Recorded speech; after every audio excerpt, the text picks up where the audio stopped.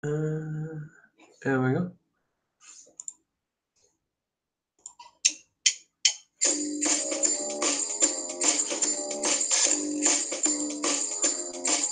It's 7 p.m. and it's Tuesday night. I got my laptop on and I feel alright. I got a few joints to roll and my munch is made. I got my headphones on and I'm closing the door, don't disturb me. It's time to stand up tall and say some things about the shitty world that we're living in. Boys, it's Raconteurs news. I say Raconteurs, Raconteurs, say Raconteurs, Raconteurs. I say Raconteurs news, Raconteurs news, Raconteurs news. Raconteurs news, Raconteurs news. Oh yeah.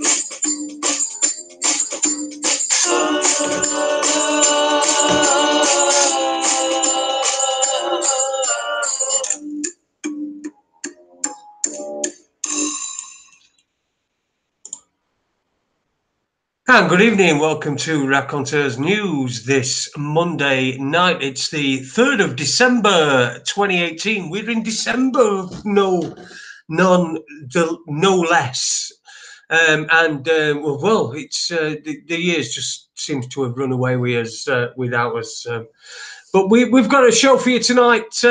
We've got hopefully we've got some guests. We may or may not have some guests, but I do have my co-host with me as well, Paul Webster. How you doing, mate? I'm good, thanks, Paul. I've got a few PC issues, which is nothing new. That's why there's no webcam on at the minute, because I don't want to unbalance anything that's just about hanging on. Well, you know, we can do without seeing you for tonight, as long as we'll get it sorted out at some point. I'm pretty sure. Yeah, it's good. It's a PC. It needs. I'll have to just sort something out. But you know, bigger fish and all that at the times. Big fish. Big fish. Well, what can we say about where things are heading, Jason? I know you've got a few points that you want to talk about, but we've got to mention what is going on in France. What? Oh yeah, absolutely. Got to mention what's going on in France. I mean, France is they're putting us Brits to shame, really, aren't they? With it's on fire. I mean, it's like over 100,000 people block roads and petrol stations and everything. They've affected the economy for 2 weeks. And I've just read an article earlier that there's, you know, I don't know where they get their information from, but they reckon there's about 77% of the population behind this now. You know, it's supporting them, because at the end of the day, Jason, we've talked about this for a long time, that this is always going to come to it. Now, fuel prices, the French are out, you know, fuel prices. We blockaded at 95 pence. Now it's £1.30, something like that. What are we doing about it? There's not, you know, people don't feel that that drive to make things better for people at all. I don't know. It's like there's something missing in society. It's not a case of nobody cares, but there's a definite element of care less attitude. If it's not affecting you and yours, then it's somebody else's problem. And that seemingly is now, over the last 30, 40 years, that's the population attitude. That's in the make of it anyway. Well, I think we should take his hats off to the people in France. The people, they've got themselves a very simple, revolutionary attire, if you will. The high visibility coats and the stuff that they're wearing as well. So it's pretty easy to identify with them, and it's a shame that we're not as in this country, we're not as willing to go out there and to do something about the things, because I know in the mainstream media, they'll tell you it's all about fuel prices, whereas it's not, is it? I mean, that's not the biggest reason behind what's going on. No, I think if you actually spoke to the people who are there, that there's probably all kinds of different reasons people have for it. Fuel prices is definitely one of them because that's a monopoly, but it's how the people are being screwed into the ground. The middle class, what people would refer to as a middle class 40 years ago, does not exist. They are now working poor. The middle class is now working poor because the control of the money and the economy by these people who are causing these booms and busts are just screwing people into the ground. But for some reason, we'll get upset by, like, in this society, people get upset because, I mean, I've seen another article today that the old saying of, you know, when you go out to work and, oh, I'm going out to bring the bacon back, you know, you're going out for money, you're going out to earn. That's now they're now saying that should change because it could upset vegans. This is the society, this nanny state, this pussified nanny thing that is going on. People don't know. People can't make decisions for themselves anymore, and this is the society that they actually want because they've got so many confused people not knowing what to do about anything. Surely, though, Paul, you don't want to upset vegans, sure, do you? Do you know what, mate? The truth is going to upset a lot of people. The truth is spilling out everywhere. People say, oh, I'm not interested in that. I've had somebody today say they're not interested in politics. Politics are interested in you and they're fucking you, your family. They're taking everything. And nobody has that urgency like what the French have done. We won't know until everything comes out. We won't know what exactly the specifics are or what changes there are. Everybody's on the street. What's behind those scenes now? Are they going to be? Is there a negotiation? People coming now together they're going to come to the table to be something. You can't just go out on the street for 2 weeks because you don't end up standing around going, well, what do we do now? It's great. You've got everybody. You've got it all whipped up. Now, what do we do? That's where we've got to get some level heads in there, and not because if we don't do it, they certainly will co-opt that movement and they will take it in the direction that they want, and they'll give the French something back, and they'll feel like they've got a victory. They'll even give them minor victories, but it's only because they've moved, shall we say, they took an extra stride too far, and everybody's all of a sudden they clicked it. You know, it's like musical statues, isn't it? Every time you turn away, they're moving. Well, they've moved while somebody's staring at them, so everything's kicked off. But if you let that fizzle out, which they're more than willing to allow them to fizzle it out, it's people need to come together and say, well, what can we do about this? You know, my big thing is taking control of the money supply, issuing the credit notes, forgive the debt. 95% of the problems are gone. You forgive the debt. We always forgave debt every 7 years because it's not conducive to a good economy. But that was before the days of usury as well. We've got to, the changes are there. We've got remedies for it. We need numbers. We've got all the remedies. You've got people who are in courts for council tax.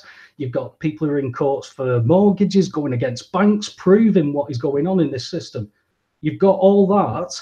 You've got the knowledge, but you haven't got the numbers. In France, they've got numbers. But what's it going to take to you know, I mean, we've had this conversation so many times, but, you know, like Deirdre Rashid, thousands of people campaign Rashid released from prison on Coronation Street. Maybe we need something. Maybe Deirdre could have done something about this. I don't know. Well, Deirdre Rashid sounds like she could have probably come from France to this country. I do understand what you mean. You had a situation where you've got a fictional character on a TV show that was locked up, and it was all made into the drama unfolding. Well, do you think there's much of a difference between what that that situation and the situation that we're seeing now. Obviously, there's a difference in France because French people do appear to be rising up against, let's just say it's not just France either, is it? It's other places in Europe. In Greece, it's the students have been rising up against austerity, and I know we had Martina and Dave over there, who were telling us what were going on and sending us photos. So it's not just it's not just France. It's Greece, it's Portugal, it's Italy, islands fucked pretty much. I mean, is there really anybody that believes that being in Europe is going to be good for us? I think there really are people that think being in Europe is good for us. For me, they've not got a belief. They've not got a belief in themselves. They don't believe in that. These patriots. They don't believe in the country because they don't believe that the people could actually survive, make a life on our own. Have we not got people who can work with technology? Have we not got builders? Have we not got joiners? Have we not got all this? Of course we have. But we have to rely on other countries. I think that it's the opposite way around. The financial hub of this world is London. Now, we know London isn't part of this country, but the factor is they're being allowed to dictate all our policies through the politicians that are in their pockets. And then everything else that's sprouting up around it, they throw money out and they throw people who are going to be good idiots to either go blindly along because they believe in it, or they'll just paid to do a job. This is what people have got to start weighing up. I mean, yeah, I know we're going to get onto a subject that you want to talk about with UKIP and a certain Tommy Robinson. Now, this, again, there's a lot of questions raised about Tommy Robinson, the people around him. There's loads of questions to ask, yet people follow him blindly and say, this man's going to save the world type stuff. And that is, I'm sorry, but I can't put my faith into a man. There's too many liars. There's too many. And there's so many questions about finances and things like that it just doesn't happen to people. If something all of a sudden you've never seen something before, and then all of a sudden these things are everywhere, somebody's put them there. It doesn't just organically happen. There's something not right about it. So people have got to question that. But again, until it affects their lives in any shape or form, they're not interested. I'm a celebritism. So what did you make of we got onto Tommy Robinson? What did you make of the incident that happened last week, which was probably the same incident that happened a million times in a million different places, but this one happened to get some traction, and then Tommy Robinson made some claims afterwards as well, which it turned out to be true. Do you think it was set up? Again, you've got to ask the question. You've certainly got to ask the question about him. But he comes out and he says all this stuff. He said that he's been speaking to somebody who's given him all this stuff. And then he says, oh, no, somebody's mugged me off. Now he's come back out to say it's all true again.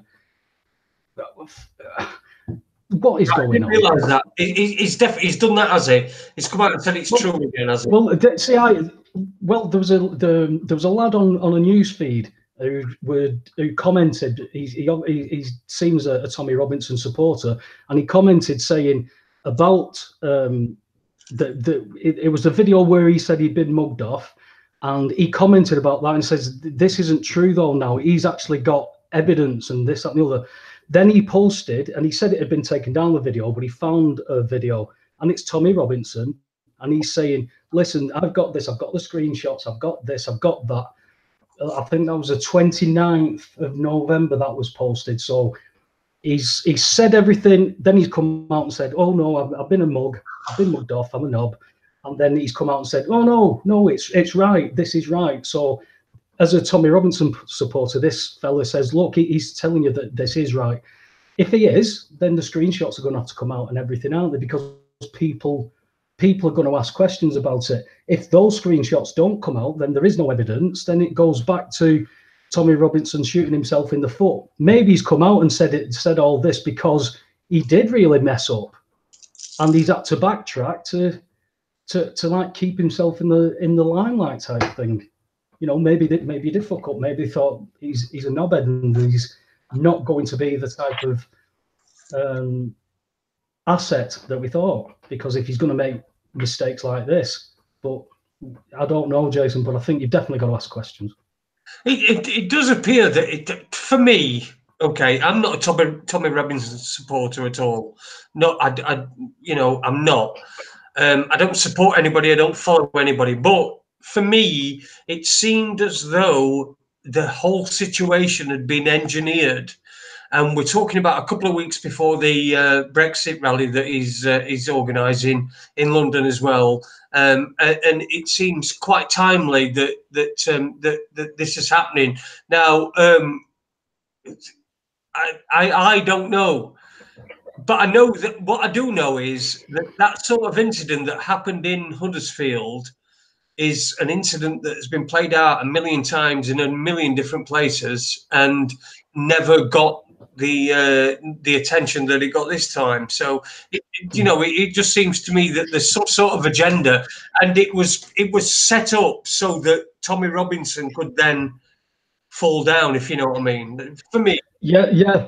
That's how it one scenario could definitely pan out. But then he's come out and apologized. Then on this video, he names that kid Jamal, and he says that he is part of a Muslim gang who beat up a girl that day.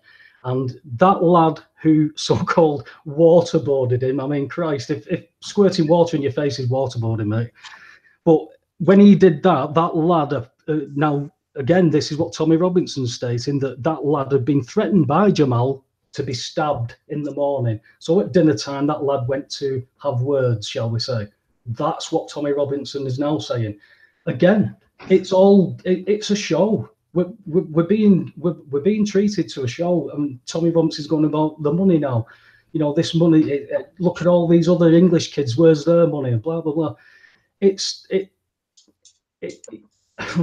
How would you look at it? Yeah, he could have been set up for that, but it could all just be part of the play and the setup to distract us. This is what people have got to start analysing, but most people aren't even close to starting to look at any of this stuff, because they can just say, oh, Tommy Robinson, but nothing to do with me, not interested. It doesn't affect my life.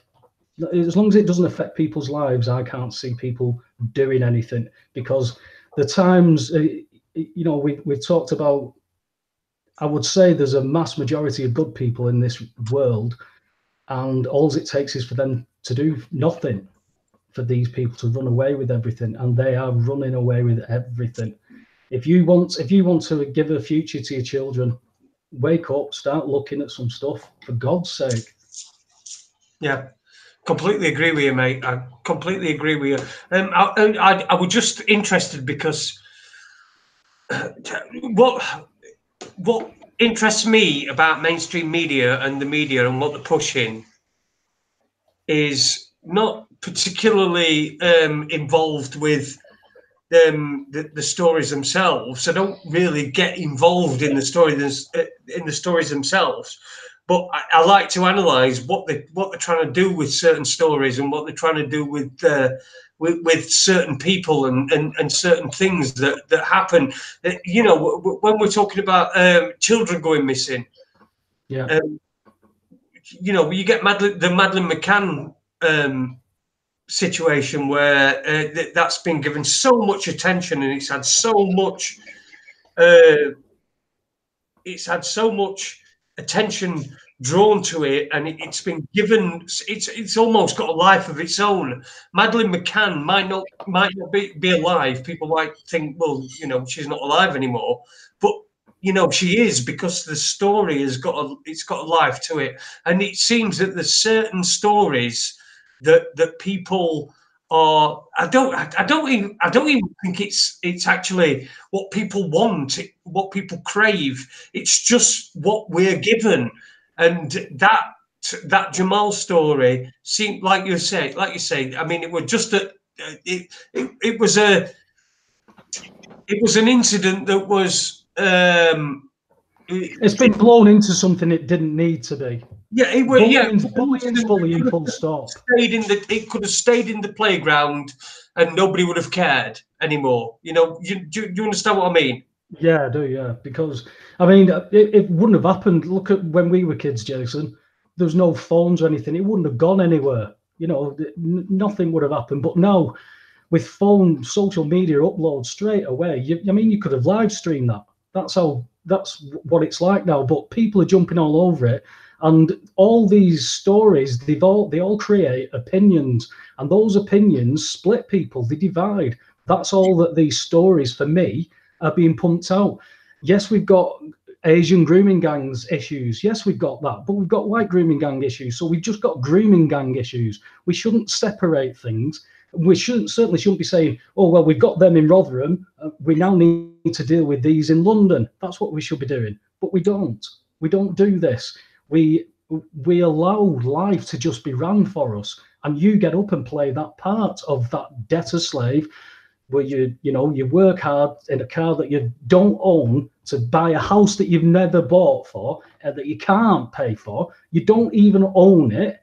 This is stupidity. There's nobody, if you explained it to them properly, nobody would go out to work for nothing, but yet we do. We do, because it gets us things, it gets us material things, and that makes us, because the system tells us you've earned that, you've paid for that, you have it. Then how come we still pay taxes on stuff that we own? How come we have things taken from us? Because is that not theft if I own it? Well, we don't own anything. We can't own anything because we've allowed ourselves to be stupid, and that has gone through generations. And as long as they suppress that information from those generations, then the generations train their children like to do exactly the same. So my mum and dad was training me to do exactly what they'd done, which was my mum and dad both worked from 14, worked like dogs, 13 hours a day in the shop, long distance lorry driving, worked like never out of work. And my mum couldn't even get help after my dad had been killed because she was only on a pension. And she would like buy a loaf of bread a week, and she'd maybe have some toast and something.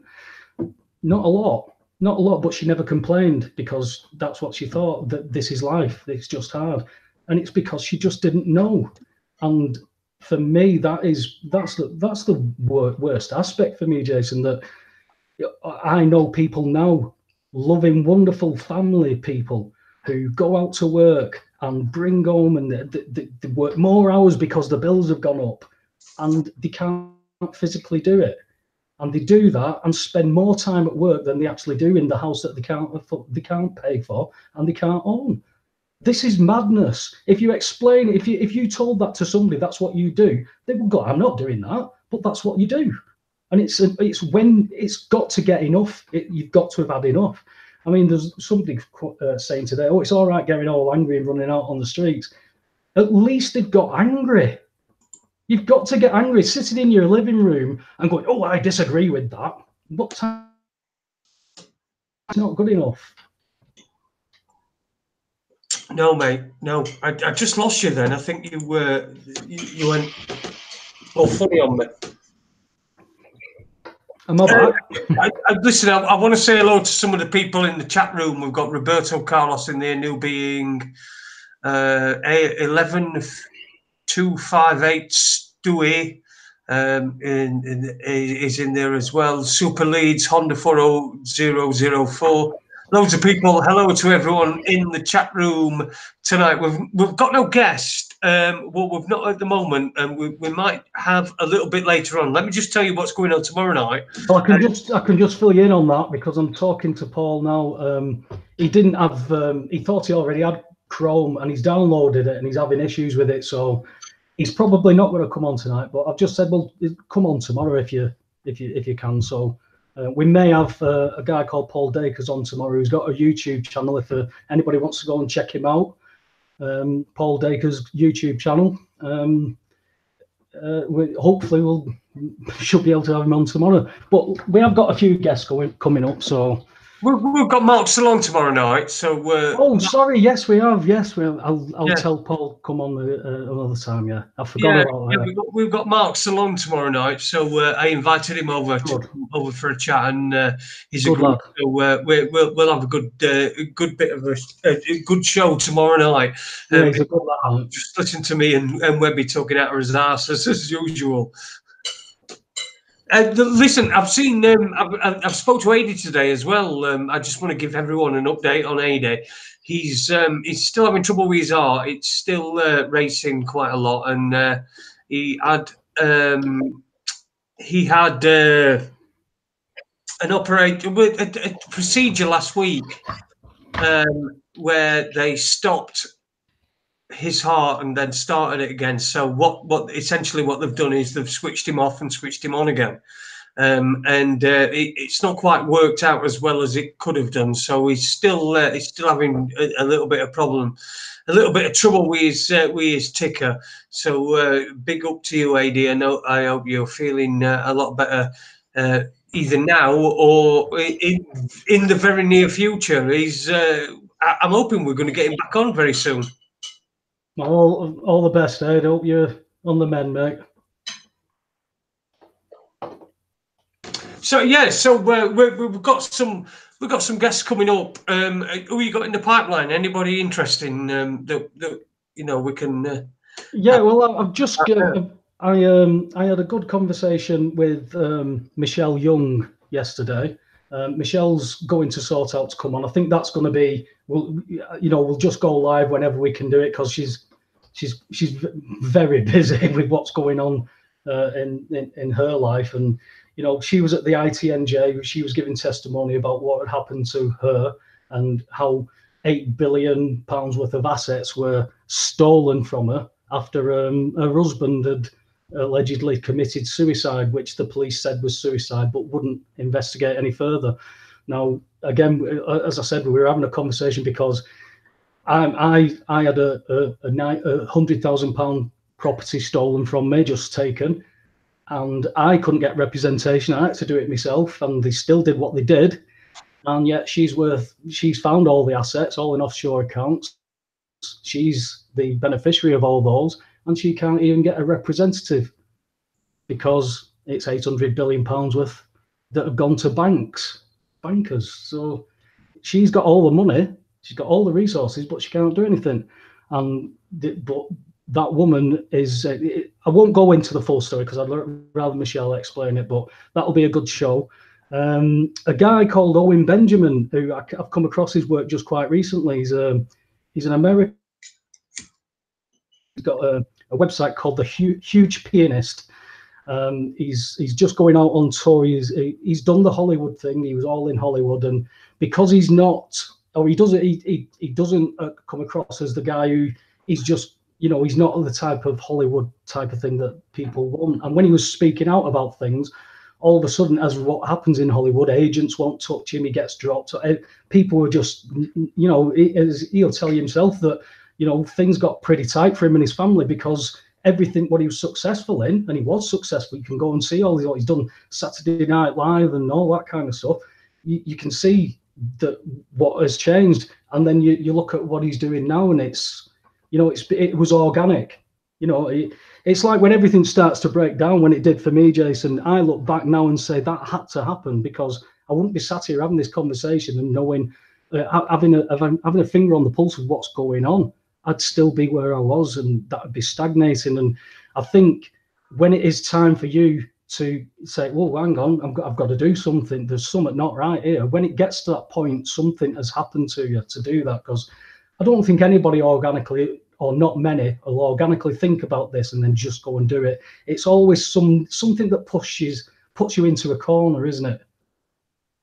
Yeah, it's usually something that affects your life in quite a big way. I mean, I was quite fortunate. It was something that didn't affect well, it affected my life at the time, but it wasn't something that was effective and that made me bitter and twisted. And I do like to see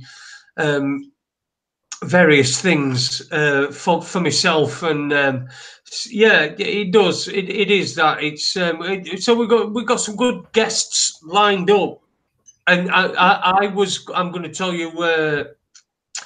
I've been in touch with Mark Devlin as well. I'm going to be in touch. I've been in touch with him, with Mark Devlin. We're going to get Mark Devlin on the show very soon, and also Neil Sanders, which he was angling for he's been angling for quite a while to get back on. So we're going to have Neil Sanders on as well at some point. I'm sure you'd be interested in that. But there's no agenda. There is no agenda. That's what we must stipulate. Well, that's what we'll call that show, the No Agenda Show. There is no agenda. We'll call it that. Yeah, I'm sure he's. But he's all right. We like Neil. He's pretty good. We just disagree on a couple of things. So it'd be interesting to get him back on. I know he's been. We're going to have him back on in April, but I got ill and all that sort of shit. So and then my leg fell off. So we didn't manage to get him back on, but we will get him back on very soon. And I'm really looking forward to it actually, because he's a good guy. He knows his subjects. He he's written books. He knows what he's talking about in regard to the subjects. So, but again, I like to have conversations with people, not just about their work, but I want to know their opinions about what's going on. And it was interesting because you can get stuck in your own echo chamber, can't you? Talking to people who actually have gone, hey, yeah, there is something wrong. Look at this. Look at these mortgages. Blah blah blah. Look at what's happening in Afghanistan. People who want to talk about that have got a conversation. You can talk. It's nice to talk to new people who maybe aren't on the same page as you. Maybe they're a few pages behind. Maybe they're still reading and ambling about. And then it's little things like that, because I've had. I mean, I met my mate Alan for the first time. We've been friends for a while on Facebook. We met up for the first time, and he contacted me because he'd read and what on the stuff he'd been working on. And I still to this day don't know what it was that he was touching on. But he said, watching your video and how you explained. He just dropped, and it was boom, it was right there, and I wanted to thank you for that.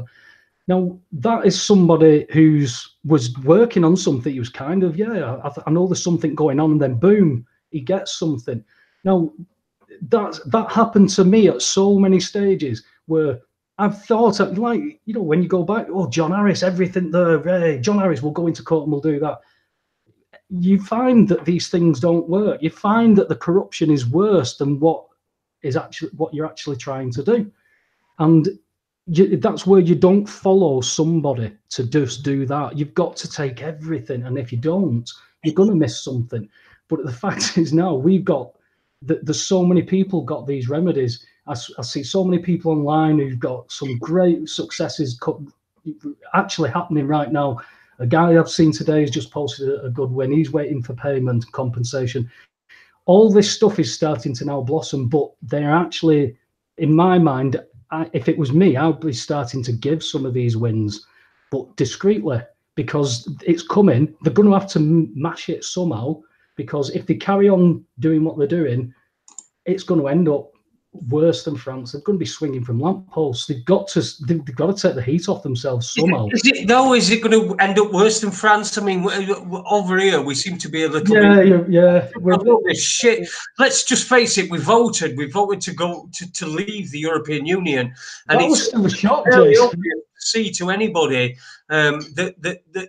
that we're being directed away from that. I mean, the thing shit towards a second referendum is just fucking unbelievable. I saw some dickhead on BBC News this morning. I think it was I don't know. He's one of these reporters, a journalist, a so-called fucking journalist. with a northeast accent, and we're talking about a second referendum and saying that if people weren't afraid of democracy, then they shouldn't be afraid of a second referendum. Well, of course. They're the ones that are afraid of democracy because that. Yeah, they're the ones that are afraid, mate, because we've already voted. We didn't vote to have a deal to leave. We voted to leave. What is our Prime Minister doing? Negotiating a deal. We said, get the fuck out. And that's what we should be doing. But we've got to come out and we've got to deal with the public bodies. Everything is arseways about. People do not know who they are and they do not know how to act. And it puts us in a very, very bad position. It puts us in a debt position at all times. The debtor is always guilty, and we consent that we are that guilty person every time. As soon as somebody says, Mr. John Smith, that's me, right, you're guilty. That's it. That's how simple this stuff is. And until people change that, come out of Europe, but we're still going to get fucked because they're still going to do some kind of deal. They're not going to lose all that kind of money. This isn't what their plan is. They've hit a hiccup. Now they're going to try and just railroad us through it because they know that we aren't like France. Well, can you imagine if the vote had been Remain, and would this be happening now? Would there be a call for a second referendum? Of course, it wouldn't be all over the news. That's the problem. It wouldn't be all over the news, which is what it is at the moment. And it's absolutely fucking ridiculous that these pussies, we've got this bunch of pussies, right? The only people, let's just face it, let's just think about this for a second. The only people wanting us to remain in the European Union are people with a vested interest and fucking pussies who think that we can't look after ourselves. Correct. So and that's what gets me, Jason. People have no belief in themselves enough to think that we couldn't survive as a country. Why? Just do what you're doing. Go and do your job. Well, we'll lose our jobs. Well, I'll tell you what, by the time we've forgiven the debt and we've took control of our own money supply, and the country is now being run as the company and corporation on our behalf. That's our corporation now. We've got the power to hold these people to task, but we've got to learn how to do it. But we've got to get angry first. The French are angry. They're angry as fuck. You know, they put prices up on petrol. What about them being ripped off? What about banks not lending them money? What about the banks that have stolen all people's property all throughout Europe? Why aren't we talking about that? Why are we talking about fuel prices? Yeah, but maybe that's one of the reasons that the people in France, the French, are revolting. But we're not getting that. The only reason we're not getting that is because the mainstream media are wanting to keep the status quo. They are so desperate. I mean, let's not even start talking about fucking the hell's new occupier. Who fucking farted day before yesterday? If you believe that, I don't know. To be fair, the cunt's going to hell, innit? Let's just face it, he is going to hell. I mean, he were involved in the JFK assassination. He were head of the CIA. He was around at the time. He was in Dallas at the time of the assassination, and he's the only guy that can't remember where he was on the day that JFK were killed. So he actually stated, Jason. He actually stated that if the American people ever discovered what the Bush family had done to America, they would chase them down the street and lynch them. That was quote from him. So they know what they've done. You know, I mean, we've got Aleister Crowley's missus all involved in this as well. So you go back to the Aleister Crowley stuff, which is all satanic. You've got the Skull and Bones. You've got the Bohemian Grove. You've got all this stuff. All on its own is all anecdotal evidence. People could say, "Oh, it's conspiracy theory." You start putting things together that are linked, you have a pattern. You don't have happenstance. There's a pattern that forms. These people are involved in so much, and their direction is certainly the darker side of life, I would say. It's totally. I mean, people wouldn't believe that there could be Satanists that are actually ruling this world that could sacrifice children and bum them. That people that couldn't happen. You know, the Queen wouldn't do things like that. You tell that to a flag waver. That's what's laid at her door. She is one of those types. But flag waver won't believe that. I know people say, "Oh, it's not her fault. She's the Queen. She was just born into that, and that's her job."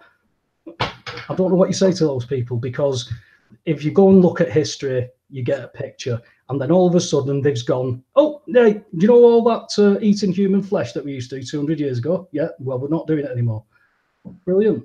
Everybody will just believe everything then, because that's what people are being asked to do. We're being asked to believe. Have faith in BBC. We'll tell you the truth. We'll tell you what fake news is. So there's a narrative of namby-pamby stuff.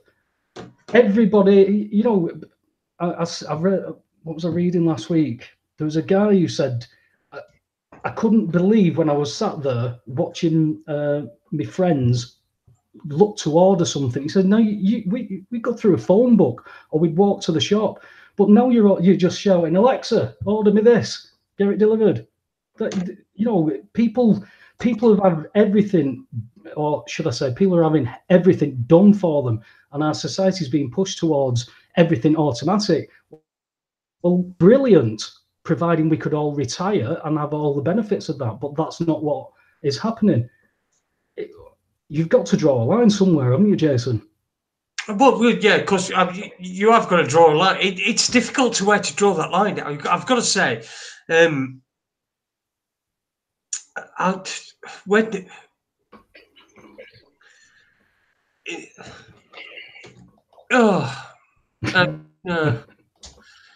was going to say something then, but I decided not to say it because I think it was just a little bit too personal, but not towards you, but personal for myself. So I've just decided not to say that. But yeah, I understand what you mean. The problem we've got is that you know, these people that don't see things and don't understand things, and perhaps are going on in their life, and they are victims, and treating them as victims and having empathy with them as victims is also something that's quite difficult to do, because you sort of do get yourself into this state where you think, "Oh my God, can you not see this? Can you not see what is going on here?" But yeah, you know, what we have to do is we have to see people who can't see what's going on, because let's face it, nobody chooses to completely ignore and get fucking raped and butt fucked by fucking government and God knows what else. Nobody chooses that, but they're all the victims because they're taught and they're conditioned that that's a normal thing to happen, and you know, you'll get that where people say, "Well, that's life. That's life. That's life." You just took the words out of my mouth. That's what I was going to say. That's life. And to me, that I've got to ask questions about that. I've always asked questions. And when you can't ask questions, or you're shouted down, or certainly if it's illegal for you to ask those questions or talk about something, that makes me even more suspicious. And when you can, you know, the factor is, Jason, if the banks do not lend money, everything is fraud. Everything. If that is true, if that one thing is true, that banks cannot lend money, everything's got to be changed. Everything's got to come back to zero, because people have lost houses, people have lost lives. You can't get the lives back, but money and property, it's yours. Why have you not got it? Why have you not got the wealth of this land that your parents worked in, that you worked in? Why have we none of this? Because it's there, but we don't know how to make that claim because of what you've just said, what we are indoctrinated to, who we believe. I remember my mum taught me how to write. So I know how to write a letter, handwrite, and how to word it and what to. But then she was said, "Well, why is the address in that corner there, Mum?" "Oh, well, that's just where you put it." Well, there's a reason why it's there on one side and it's not on the other side. It's about creditor debtor. So straight away, my mum wouldn't know that. She wouldn't have been taught that. And the fact is that you've got the Bills of Exchange Act being taught at Eton by the age of 11, and I've read it once in the curriculum when I was at junior school. One lesson that touched on the Bills of Exchange, and I put my pen down and thought, I'm never going to use that. And it's everything. It's absolutely everything. But again, that one thing, if banks don't lend money, everything's got to change because where did you get that? Where did you get that from, Paul? I've been meaning to ask you, but you know when you talk about bills of exchange being taught in Eton and private schools, where did you get that from? Do you know somebody or? Well, you can go and read it on the college website. That'll tell you what's in the curriculums there. But we had Alex Thompson from UK Column, who went to the private schools, and he confirmed it. He says, how else would they be able to steal all your equity? Right. So the factor is that these bankers are taught this. They are all taught this. Look at Ronald Bernard. He told exactly what the banks do because he's part of them families. He's part of those networks. He knows how the banks work. He told us. He's willingly told. People say, well, why is he not dead? He gave the reason why he believes he's still alive. And when he started to break down and wouldn't do any more work, and it was because he'd been asked to take that final step. So he'd made a complete success. He said, I was killing people and enjoying it indirectly because I was just making money and funding wars and giving it out. He says, and the fact that they are intelligence services that I'm dealing with, and these are all over the world, he says, it tells you just how networked all of these people are. And he says, when they asked me to take that final step, which was to sacrifice, he said, that's when I broke down. He says, because of the abuse I'd have suffered from my father, he said, there's no way I could hurt a child. He said, and that made me turn down assignments, and I started to get panicky. And he said, my body started to break down because I was ill with it. He says, this was something new to me. He said, my conscience, after being at minus 100 degrees, was right in front of my face. He said, I had this conscience. He said, they saw me then as a threat. He said, and I was taken away. He says, I was tortured for months, weeks. He says, I was tortured until the point where they said, I signed a contract that I would not divulge names. He says, that doesn't mean I can't talk about it. He says, but my word is my bond. He says, I will never mention the banks and I will never mention the people involved. So you've got people who are coming out and willing to tell those stories. He's easily debunked. He's one man. People can, oh, he's rubbish. He's blah, blah, blah. You've got to start taking the information that is coming from all these angles, all different bits, and you've got to look at it all. If I just look at one man and say, yeah, he's a liar, I can dismiss that easy. That doesn't take all the rest of the evidence. It's how these legal court systems work. If you get a class action, they can knock the lead case out, you're all done.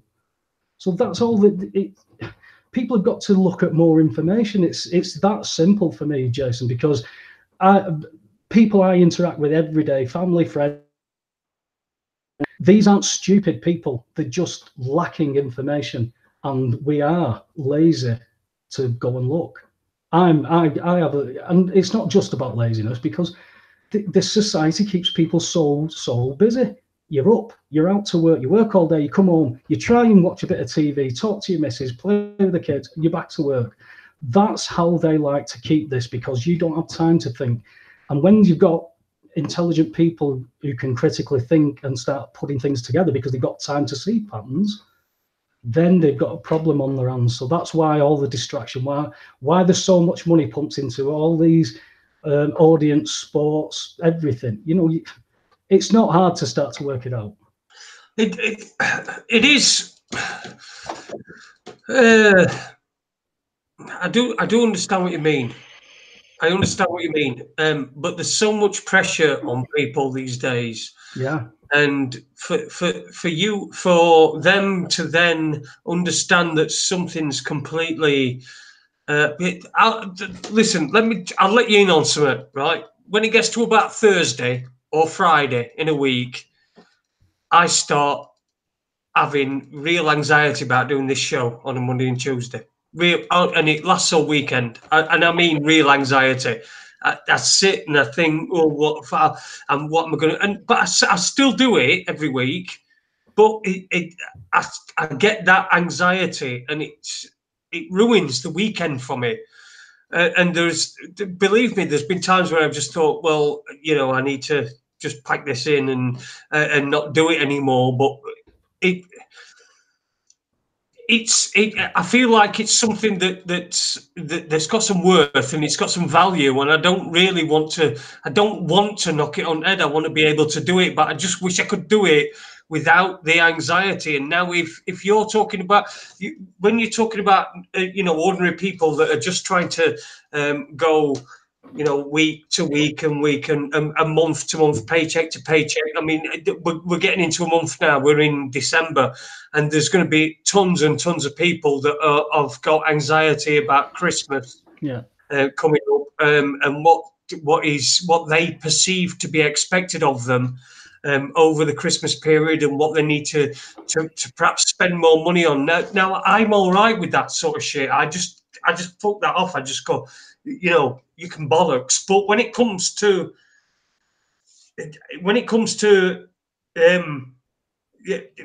me realizing that in a couple of days I'm going to be doing a show, that's when I get the real anxiety. I don't know if people understand that, but I really get anxious about it, and there are so many times where I just think to myself, right, well, what I'll do is, I can say that I'm not very well, because people know that I've had my leg not chopped off, and they're expecting me to not be very well. So, but I do try to do that and keep that. So I can understand where people are in the position. I just nearly said hard, didn't I? People are in the position where they just want to keep things going. I'm quite lucky. All I'm anxious about is doing a show on 2 days, and in each individual day I could say I don't want to do it and not do it. In fact, anytime I could just say I don't want to. I want to stop, and I don't have to do it. But when you're in that position where there's anxiety because you're in a position where you've got Christmas coming up, and there's expectations on you from family and friends and from society as well, and from workmates. I can see how difficult it can be for people. Oh, definitely, mate. Definitely. I'm not.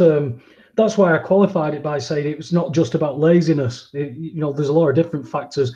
Some people are too lazy.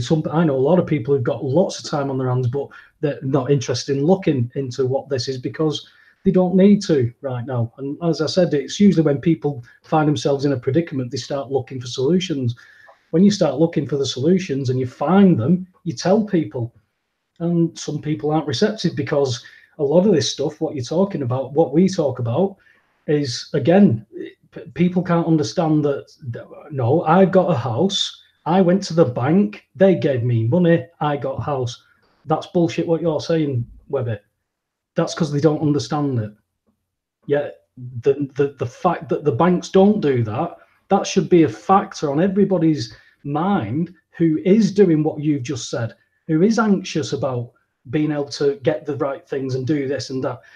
The paying, I put in speech marks, they're paying for bills they're not liable for. They're paying for a house that they're not liable for because of them being creditors. I don't know how much more simple I can put it. You have lent yourself that money. It's easy to put it simple, Webby. It's easy to put it simple, but there's also a certain amount of courage that needs to if you're going to say, what you're saying, we know it's right, but there's a certain amount of courage to being able to put that into actions and make that happen. So, but I don't think that's another thing that another obstacle for people to overcome. Yeah. See, that's why I say about a trauma happens. I wouldn't have had the courage to do any of this. and learn it. I wouldn't have had that courage. I wouldn't have even had the interest. If nothing had touched my life, Jason, I'd have still been paying bills and doing what I do. That's how it would have worked. I'd have just, oh, I've got to go to work. That's it, blah, blah, blah. I wouldn't know about banks or anything like that. So I wouldn't have had that courage, what you're looking for.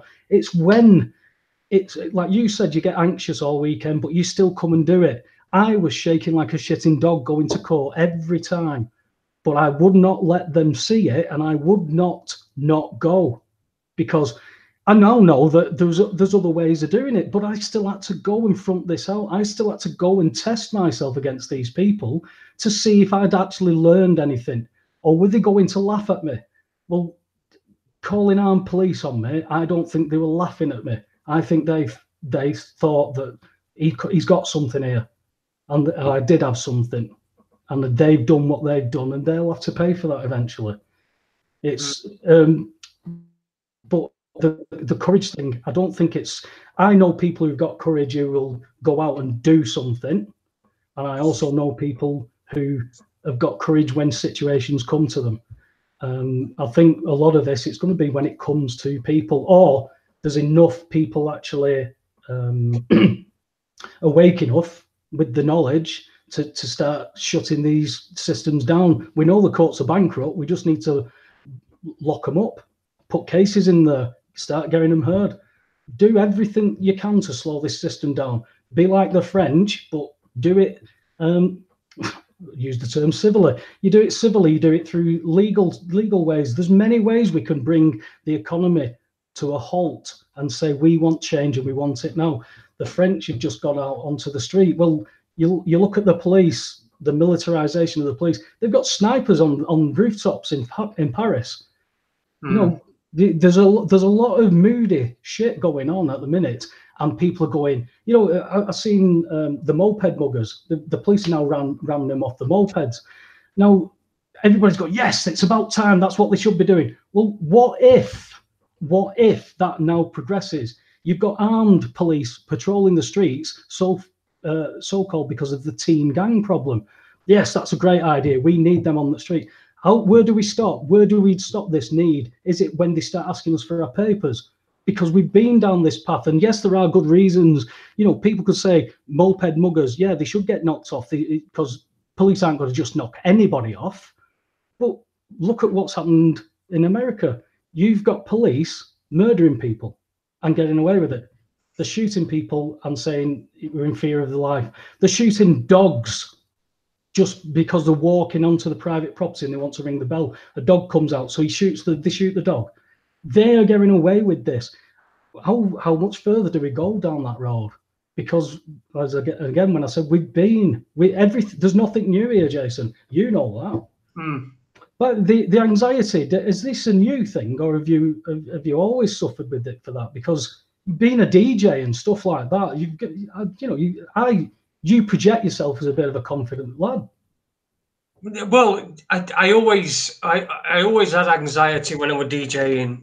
I fuck knows why, because they were all just a bunch of wankers wanted to listen to shit music, which I provided for them. But I've not really had it as much. It's really more with this the show, because it's pretty much, you know, you're laid bare and you sat here and I do find myself when it gets to sort of, you know, I get to Wednesday night and me and my missus, we sit on settee and we're watching something on TV, and I'm chilled, I'm relaxed, I ain't got to do anything, you know, we've done Mondays and Tuesdays show, and then it gets sort of to Thursday and Friday particularly, and I think, well, I've got anybody for next week's show, and I know that I don't need, but it's also as if I feel as though I should be doing something, but I'm not doing it.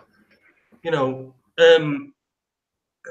I'm quite well. I just generally tend to get anxious just before shows. So it's pretty new thing.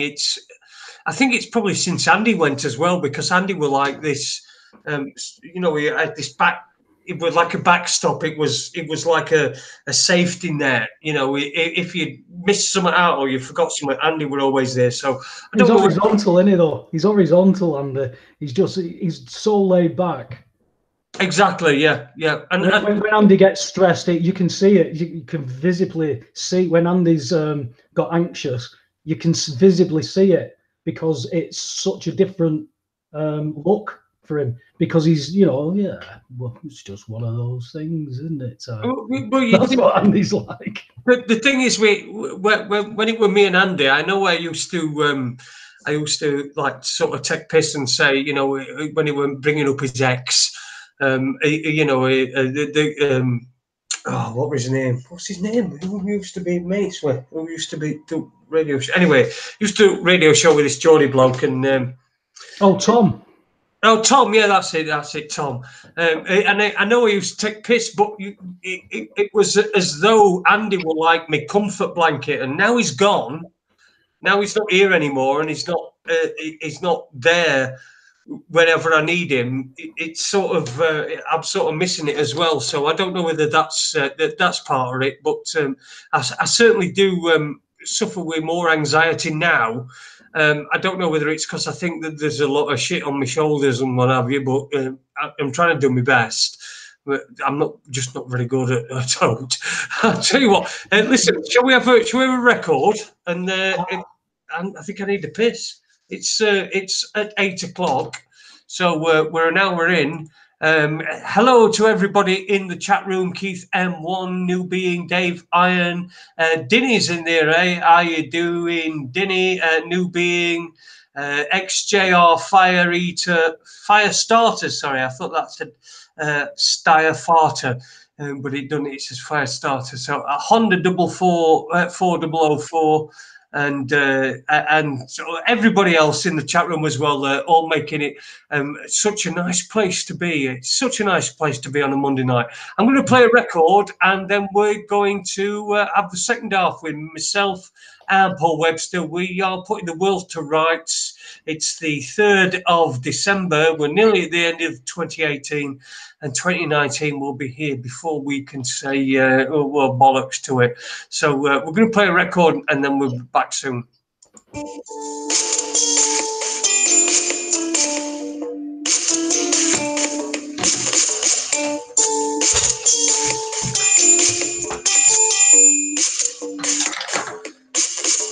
I am a 1 in 10, a number on a list. I am a 1 in 10, even though I don't exist. Nobody knows me, but I'm always there.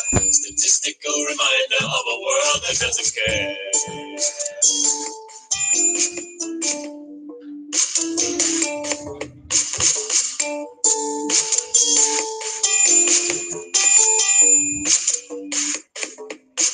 My arms are full, the dough, malnutrition does my hair.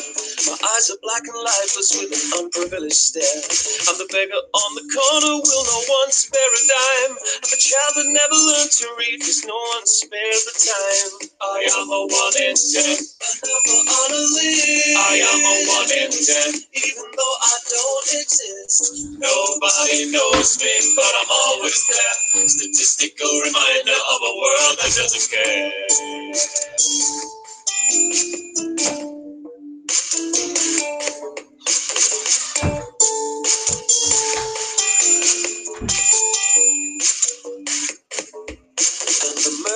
The victim, I'm licensed to a gun. I'm a sad, bruised old lady in an alley or in a slum. I'm a middle-aged businessman with chronic heart disease. I'm another teenage suicide in a street that has no trees. I am a 1 in 10, a number on a list. I am a 1 in 10, even though I don't exist.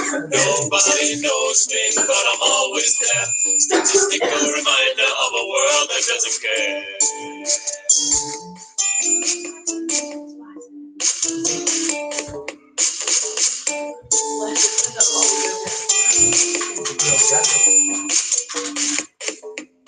a starving third world mother, refugee without a home. I'm a housewife hooked on Valley, I'm a pensioner alone.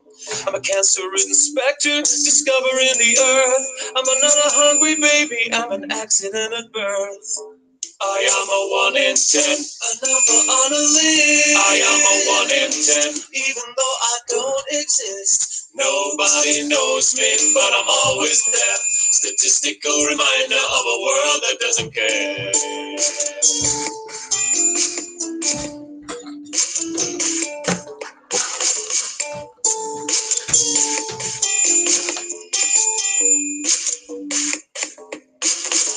I am a 1 in 10, a number on a list. I am a 1 in 10, even though I don't exist. Nobody knows me, but I'm always there. Statistical reminder of a world that doesn't care.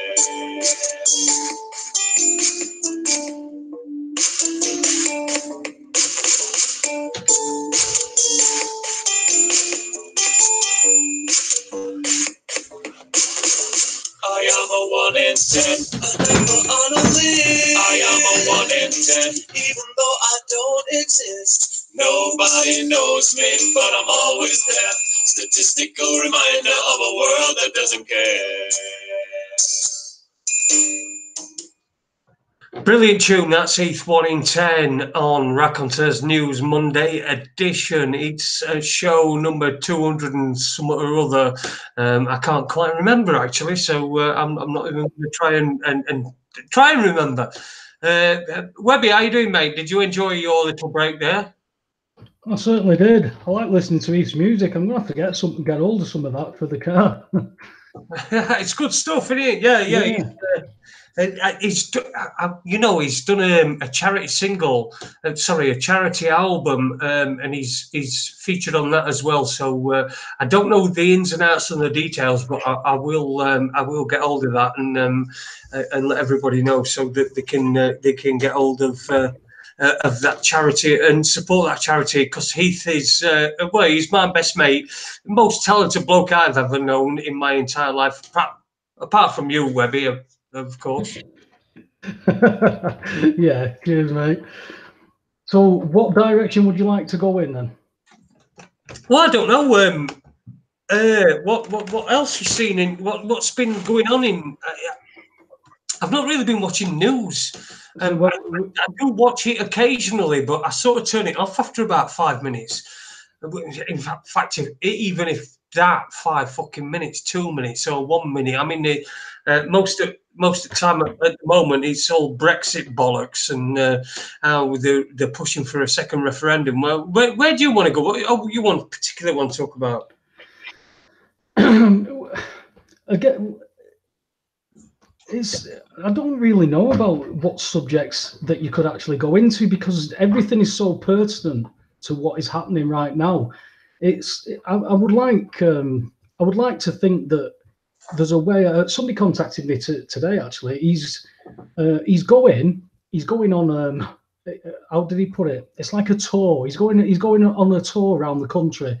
And he's going. I think he's got Manchester's one venue, Birmingham, a few others, and he's making his way around and he's trying to hook up with Facebook friends who are like-minded, who are talking about things and sharing things. So he's going off on a tour to meet up with people. He's contacting me to see if I, maybe arrange a venue to go and meet all other like-minded people who've maybe got some solutions, and maybe because there's so many people that we need to do stuff. I can't organise anything. If anybody ever saw, but people laugh at me because of my lack of organisation. So for me to get a load of people together and say, right, you do this, you do that, that's not going to be a forte of mine. There's people who are much better skilled at organising, at paperwork, at all kinds. We need all kinds of people to do this. You've got the frackers; they've had a decent result at the fracking site. But you've got to have people who are willing to go and chain themselves and lock on in front of these gates, because you're not going to do it. I'm not going to do it. We need people who do that, because whereas they aren't necessarily going to come and go to a court and take on a bank or something like that. We need those people who are doing that, and we're talking to people who are doing this. So just seeing in the chat room that people are saying keep doing the show. The support that we've got, and we've had this conversation with Andy as well, where it certainly seems at some time, a long time ago especially, that you were sat here just talking to yourself. But now there's people who are listening, and people can't unhear things. And you know, we always said that this show would go organic, and it'd either peter out or it'd maybe change into something. And whereas you get anxious, I think part of the anxiety is because you want to do something with this. You want to give something to people. And what you've done, Jason, is you and Andy gave a platform to people to actually get a voice out.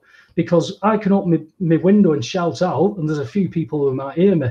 That's what that platform was for me. Vinnie Eastwood gave me my first platform to talk about bills of exchange, mortgages. Nobody would listen to. Nobody was interested in talking about that. But somebody gave me that platform. That's what you provided for other people, and people have been able to come on here and, you know, give their information out. We've always said that if you come on the show, have something to talk about, know what you're talking about. Don't come on and don't know what you're talking about, because when you've got people who will ask you questions, it debunks everything. If you can't cover yourself, you know, don't come on and do it.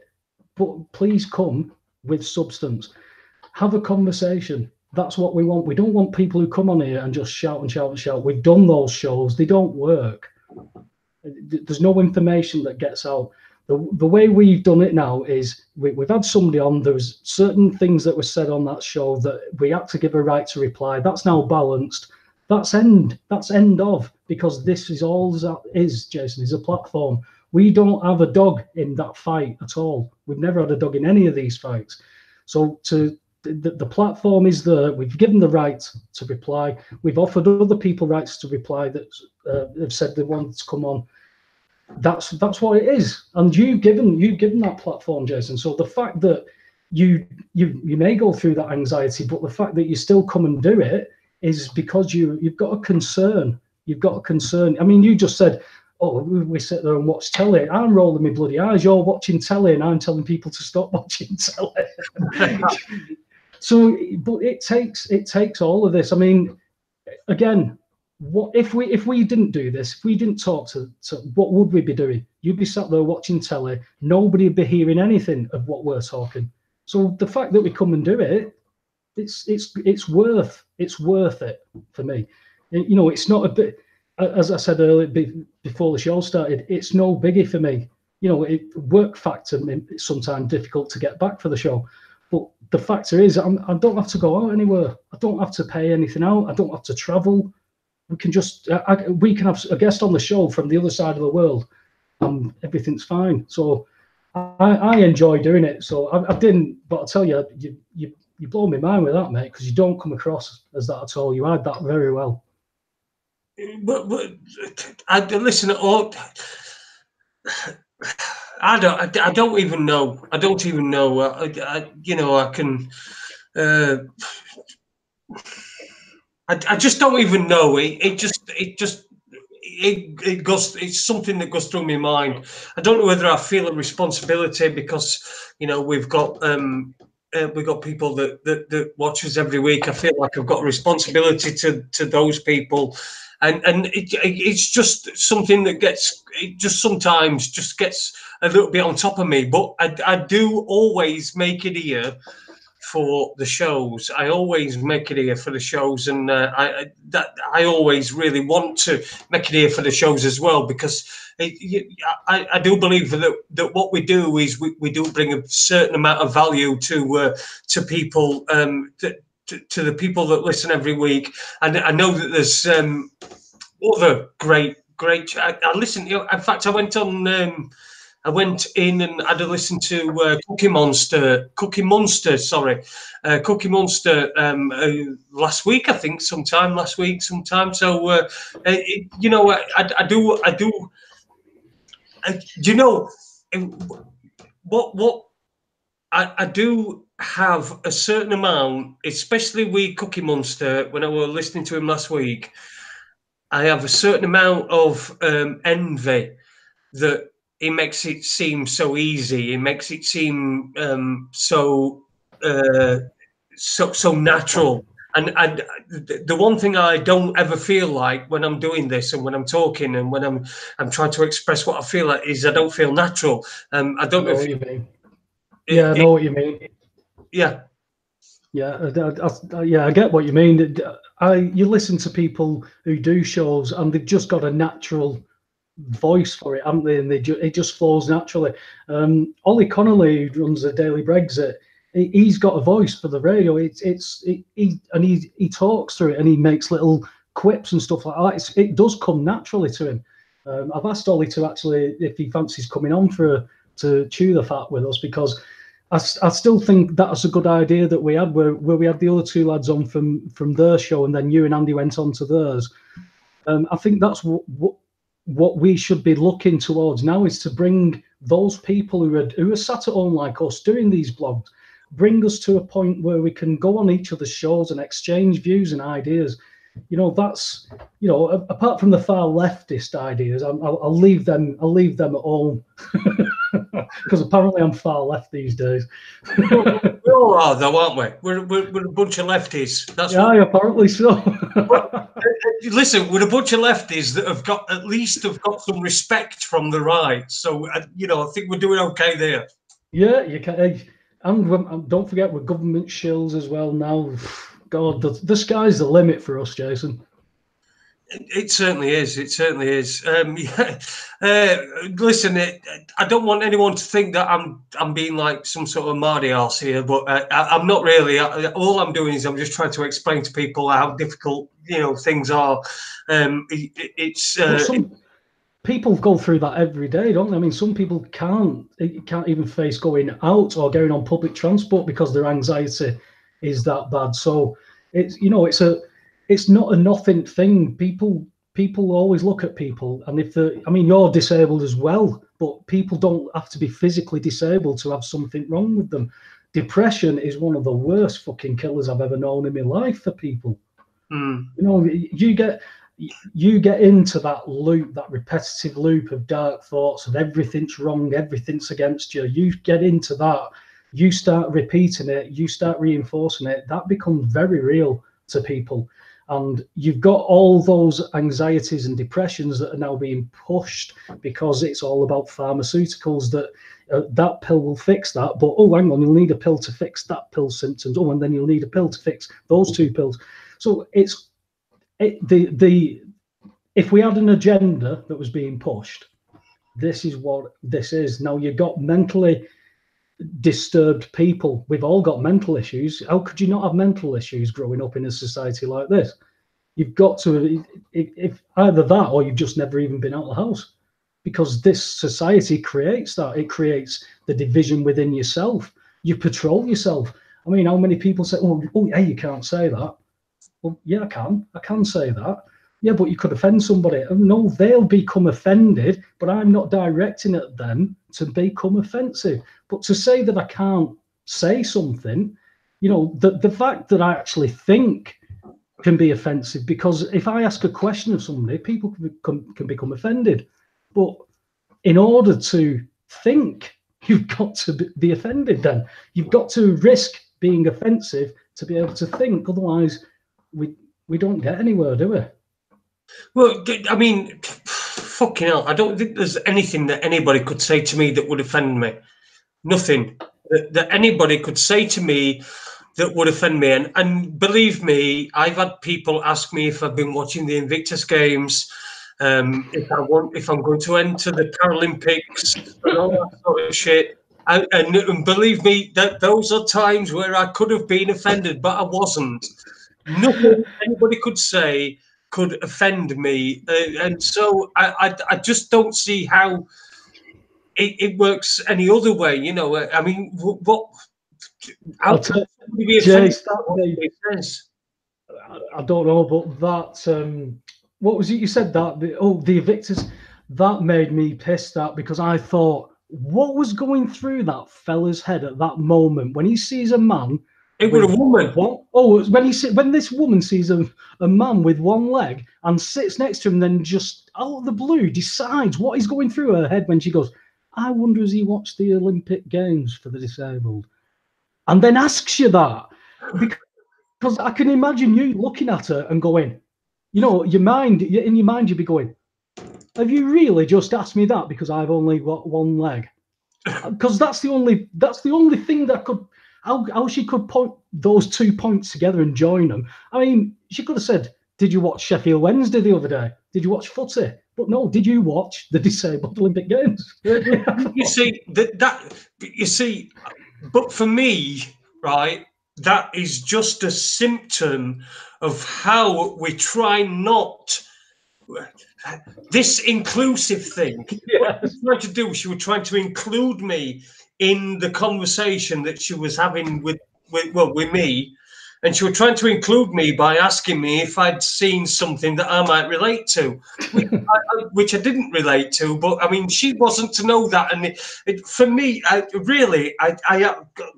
had no problem with her whatsoever. And it was just more about how difficult she felt. And how she felt that she needed to try to include me in a conversation that really I had no to do with. I mean, Oh no, that's what I mean. I mean, she could have said football. I mean, you sat in a chair. You could like football, but because she saw a physical disabled, got to be Olympic Games. Yeah, he'll relate to that, and you have no idea how far away she could have been from the Olympics. Never used to watch the Olympics before. Why would I watch the Olympic Games for the disabled now I've lost my leg? It's just, it's a strange thing to put together, but I would love to have asked her. You see, I'm not now, right, because I've had a leg amputated. I'm not allowed to watch the regular Olympic Games.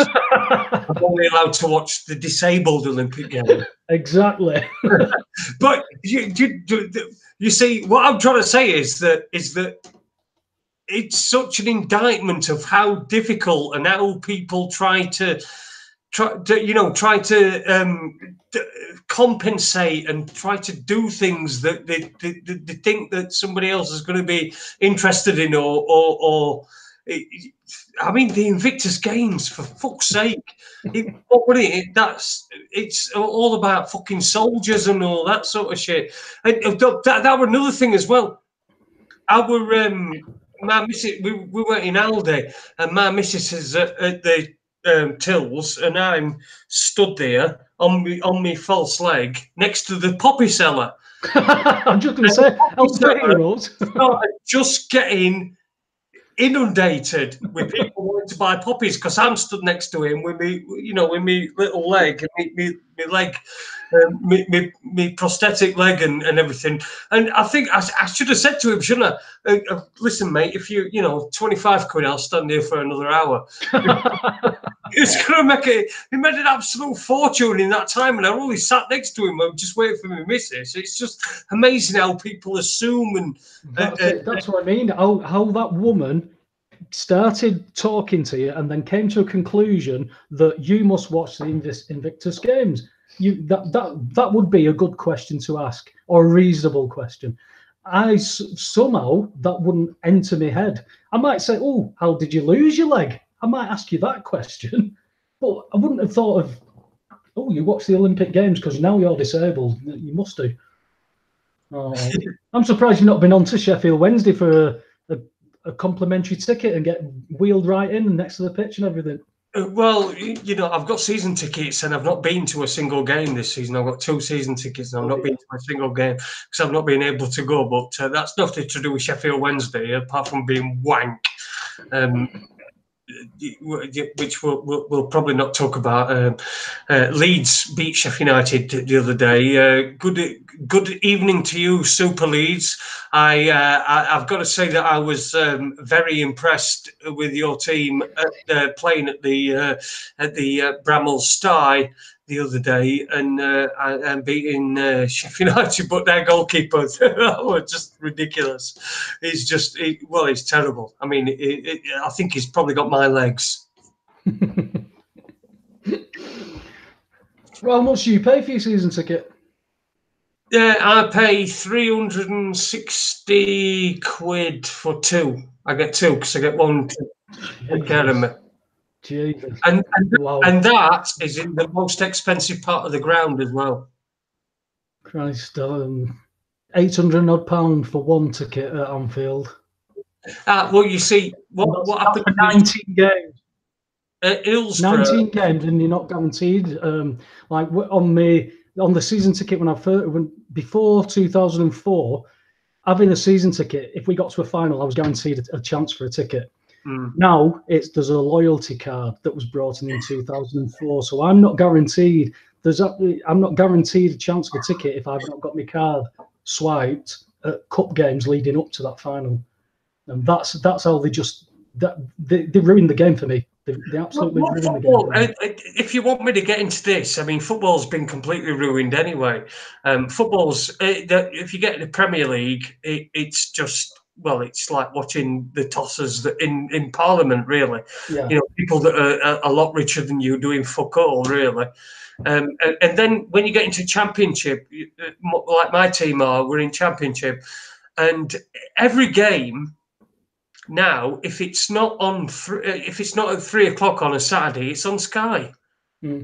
So a lot of the games that are on midweek, you're getting nobody going, because even season ticket holders like myself, I mean, I've not been because I've not really fancied it. You know, we going on with prosthetic and all this sort of stuff. So other people have used me tickets, but it's like, why would I want to go when I can sit and watch it on? I watched Wednesday against Bolton after we'd finished last week on Tuesday night. I went and watched the second half of Wednesday against Bolton. We won 1-0. It was the most boring piece of shit game ever. You know, I'm thinking to myself, why is anybody going to want to go and sit outside? The killing championship football's being killed by Sky. Yeah, but again, everything's got to go through this cycle, hasn't it? Because I remember back in the day where football was, you know, it was the working man's sport. Before all the money was pumped in, they still had that opiate of the masses, but they've realised that they can exploit that now.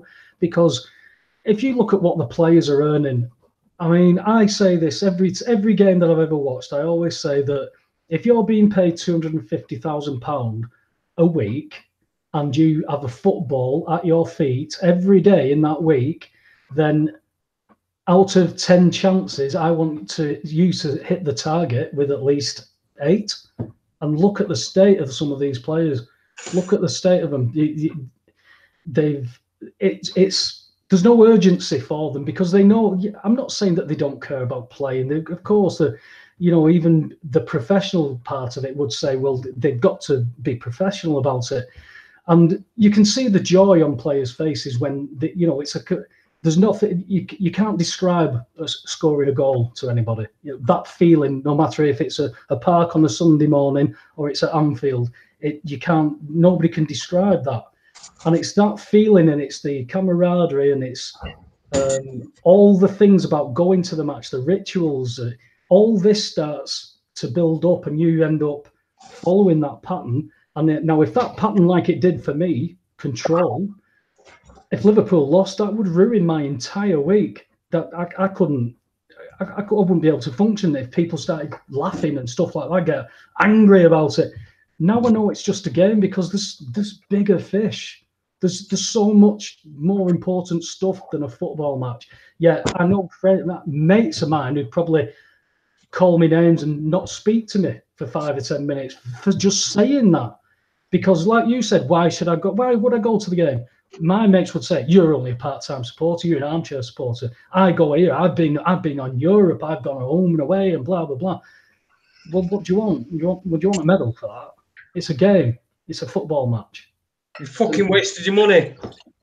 Simple. Well, like I said, it's the stuff that's happened in the last 10 years that have decided for me about football. I still love the game. I love watching it, but I won't buy into any of that stuff anymore. I can't. I've seen there's bigger and more important things that are going on and that have happened in my life.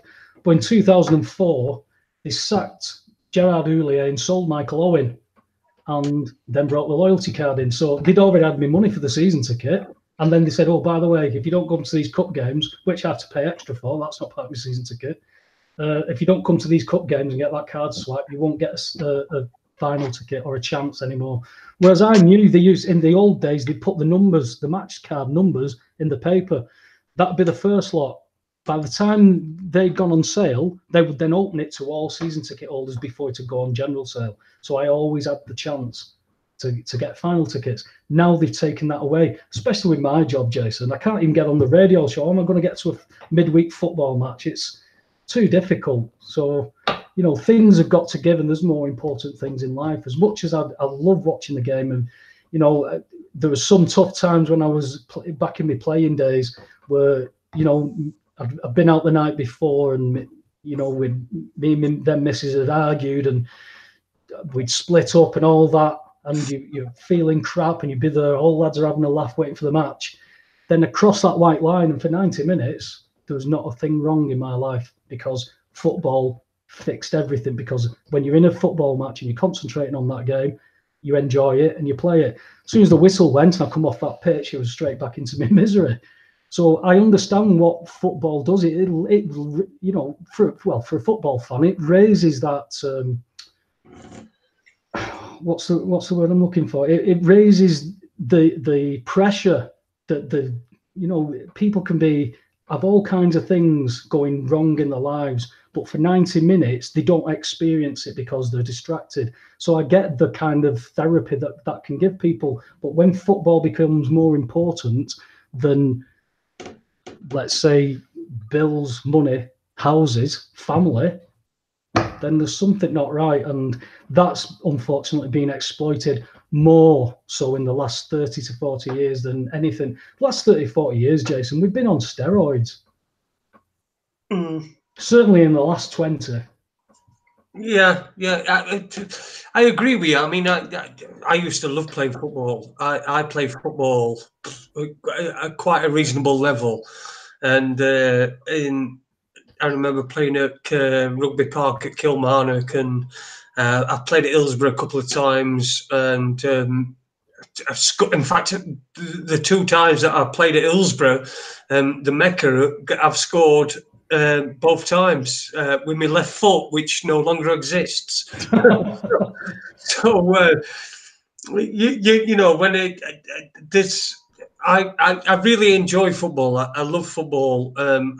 I've always been a supporter. I've always been going to games when I thought that, you know, I've been going to games when throughout the years and everything. But there's like you, there's been times where it's sort of taken over. It does sort of take over, doesn't it? And you do want to be in a. You want to get away from it because it's not doing you any good, really. I mean, if you're a football fan, like you're a Liverpool fan, I'm a Sheffield Wednesday fan, and it must be frustrating to Liverpool have not won out in years. And neither have Wednesday. I mean, last time we won something, we beat Man United 1-0 in 1991 League Cup final. Last team to win a major trophy from outside top division. But you know, it must be really difficult for you know, for a Liverpool fan who's used to, especially if you were around the 80s, you're used to winning things all the time, and now they're just not doing out. So it must be immensely frustrating. Oh, it did, definitely, because I mean, particularly when I started to go to Anfield regularly, which was the 87-88 season, we just signed Beardsley, Barnes and Aldridge. Ray Alton came in a bit later on. When I went to Anfield, I expected to win at least 4-0. Expected. 1 goal in the first half and 3 in the second half, because that season, that's seemingly how we were winning games. We were untouchable. We were untouchable at times in that season. I watch that football now, and I don't think that team could play in the Premiership because it's such the pace is unbelievable. It was like watching football in slow motion, going back to watch some of the 80s games now. Even though there's some beautiful skill and everything, the game has completely changed. But I was expecting to win. You've got your United fans now. They've never known United never, you know, they've always won. Some of these Kids have never seen United when they weren't winning anything. I mean, Christ, we couldn't beat United, but they didn't win anything. There's a lot to be said for what has been done through every sport, and why is this cash injection? It's because there's a distraction. Because I got married, Jason, in closed season because I played twice a week, Saturday, Sunday, and I watched football. So I got married in the closed season, so there was no football. that was how much football controlled my life. Yeah, and it does quite a lot of people done it. I mean, I know people that have not been able to be best man at someone's wedding because it's in football season. In fact, I think it was cup final day. Yeah, and you know, his team weren't in the cup final. It was just that it was cup final day, so he said he couldn't be best man for somebody at the wedding. Somebody he'd known all his life. So you know, that's not right, is it? It isn't, is it? No. It ain't. It's all about priorities, and priorities we a lot of people are distorted in this day and age. But again, it comes to that point where football will certainly die along the way if something more important comes along. Because as I can think of one lad in particular who would, he's finished with girls. He's finished with girls in his past because they said Liverpool was shit. And I've only said it as a joke, but because they said the words, they were binned and he wouldn't speak to him ever again. I'm telling you, that's how serious he takes football. But if it came to one of his kids, football would be insignificant. That is how important football is to him, though. And you see it. There's a lot of lads who they work all the hours, they pay all the bills, and they get that just bit of time for themselves for a football match, and that's it. That's the life. And we are, as you said earlier, we're kept far too busy to be able to go away and think, "Ooh, is there something wrong in this world? Should I be struggling like I am?" I mean, so there was an article I read earlier that said, "How come?"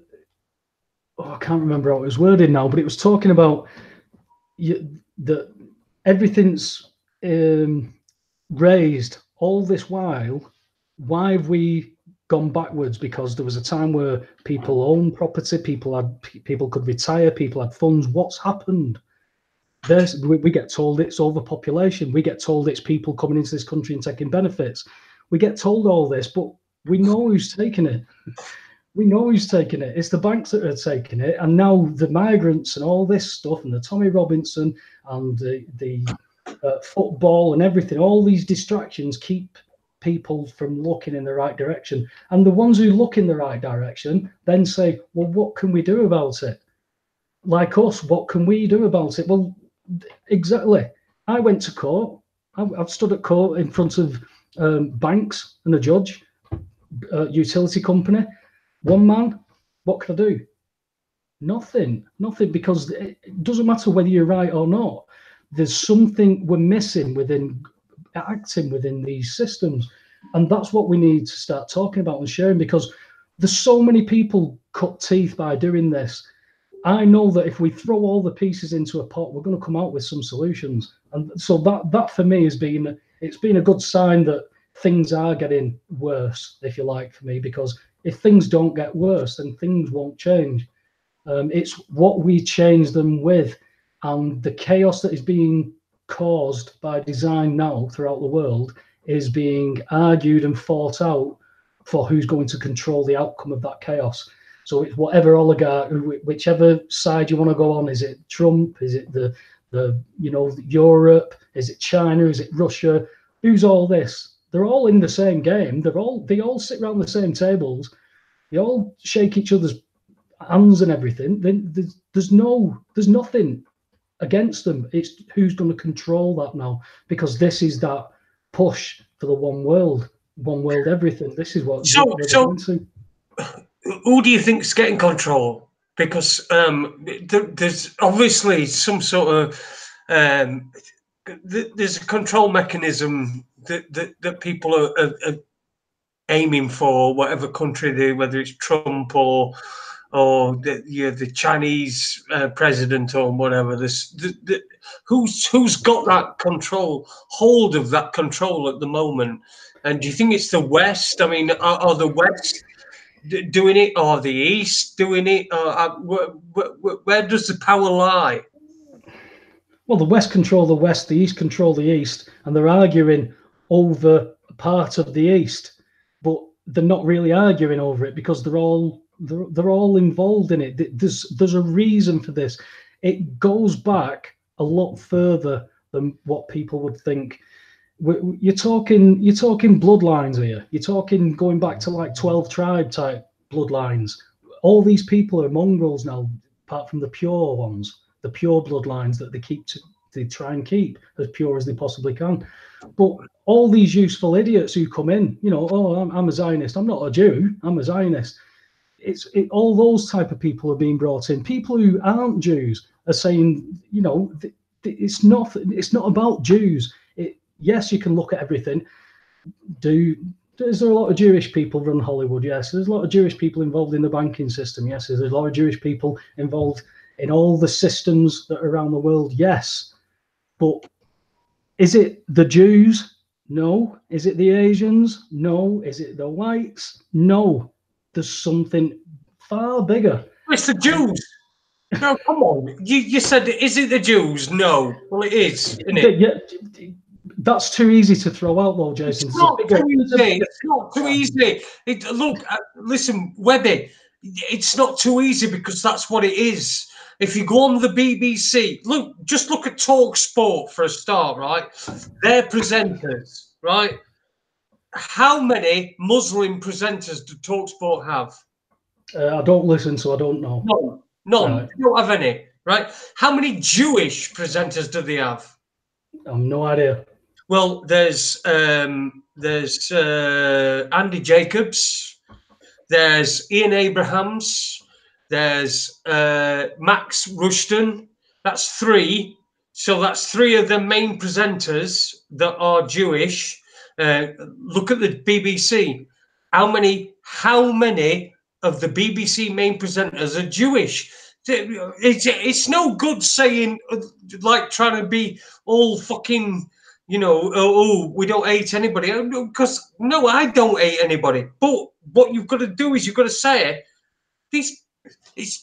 there is a Jewish Zionistic agenda. And I know we don't agree that there are agendas, but I think there is in this particular case. And we need to point that out. We need to point it out because it's not being pointed out by anybody. No, I get what you're saying. That they are there, and I'm not trying to be politically correct. I'm trying to say there's something bigger. It's not because a lot of these issues have arisen from people who claim to be Jews but aren't Jews. So you're going back to the Khazars, that type of stuff.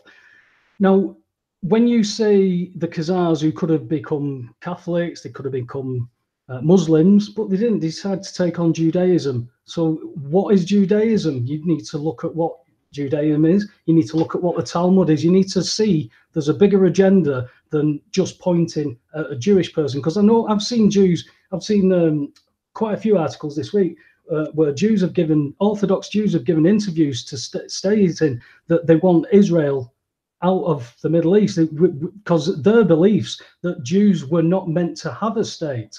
The Orthodox Jews were told not to own land. That's what these Jews were saying. So they're Jewish, so they aren't part of that problem. So that's what I was saying, that it's too easy to just throw at that. Of course, I mean, God, you just look at it, it's Jewish names everywhere in everything of a system of control. Jews coming out and saying, we're going to be hated in Europe because we're going to be at the forefront of bringing in change. Because what was it? One of them said, it's going into Europe is going into multicultural mode right now.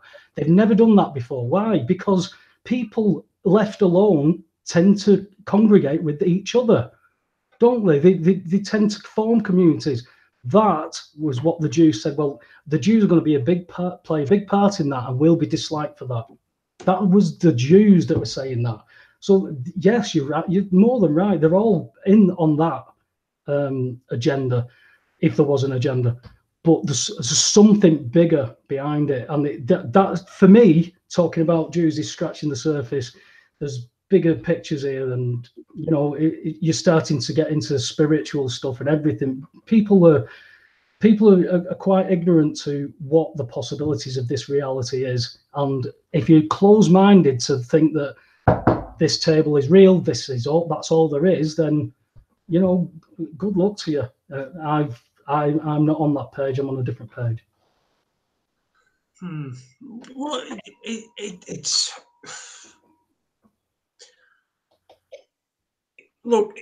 All I'm saying is that there is a larger Jewish influence upon life in this country than there should be. Right? Yes. I don't. Every country, mate. Look at. I don't think there should be. I don't think that we should have Muslim values put down his throat. I don't think that we should have Jewish values pushed down his throat. I think what we should do is we should. We should be a secular society because that's pretty much what we are, aren't we? I mean, we can't claim to be a Christian society anymore, can we? No, but how many people? You don't go to somebody else's house and say, "I want you to change. I want you to redecorate because I don't like it." I don't come to your house and say, "Change that wallpaper for next time I come round." That's not for me to do. So people coming into this country who should be saying, "Well, I want to come to Britain." Do you know what? I would say the Muslims that I know and I've spoken to about this, every single one without fail had said that their families came here to get away from Sharia law. They said, if these people come here and want Sharia law, they should go back to where they come from because that is Sharia law. That is why you can tell there's an agenda being pushed, because these people are being invited, being told to come here, being pushed to come here. And they're saying, oh, these Muslims are blah, blah, blah. And these Muslims, who are British Muslims, are saying, we don't want them here. We don't want Sharia law, because they know it's barbaric. There's something not right about people living like that, for me, in my opinion. That's not progress. That's not progress there. I can't even label it, Jason. But I've known Muslim people. I don't know any anymore because I just go backwards and forwards in my house on my wheelchair. I used to know quite a lot of Muslim people, and you know what? They don't even really give a shit. No. You know, you're a Muslim, whether you're Muslim or not a Muslim, or as long as you're. As long as you're okay. If you're a bell end, you're a bell end. It doesn't matter exactly what you're from or what colour you are. But this is what the issues are being raised, that we're having rammed down people's throats now, that you can't say this, you can't do this. You might offend this. Oh, we're offending vegans now. For God's sake. Oh, vegans! Let's offend some vegans. Do it. Let's do it. Go. Well, apparently bringing the bacon home. That could be offensive to vegans. So they're on about changing language again. So they're taking control at every stage of language. Wow, this is what we've always been exploited over. They're now controlling language again. Our English language is controlled enough.